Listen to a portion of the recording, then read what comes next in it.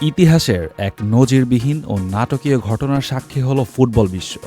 কখনো কি শুনেছেন যে একটি দল ম্যাচ জিতেছে, শিরোপাও উঁচিয়ে ধরেছে, কিন্তু হঠাৎ কয়েকদিন পর সেই শিরোপা ছিনিয়ে নিয়ে এমন দলকে দেওয়া হলো যাদেরকে হারিয়েই তারা শিরোপা জিতেছিল?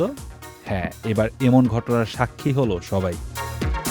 আফ্রিকান কাপ অব নেশনস বা আফকনে মরক্কোকে হারিয়ে সেনেগাল চ্যাম্পিয়ন হয়েছিল কিছুদিন আগেই।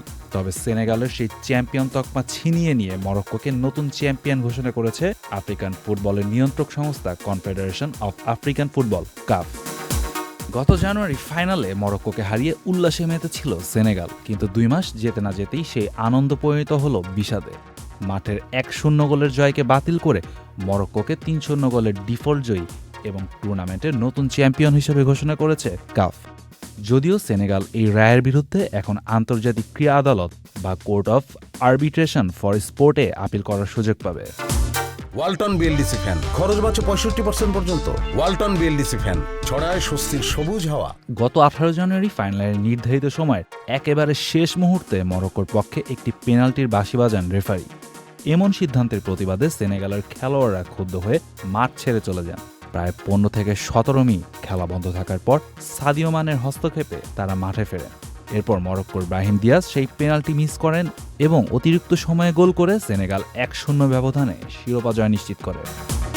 এই ঘটনায় মরক্কো ফুটবল ফেডারেশনের আবেদনের প্রেক্ষিতে কাফের আপিল বোর্ড এমন যুগান্তকারী রায় প্রদান করে। কাফ জানায়, সেনেগালের খেলোয়াড়রা প্রতিবাদের মুখে মাঠ ছেড়ে চলে যাওয়ায় টুর্নামেন্টের বিধিমালা লঙ্ঘন হয়েছে।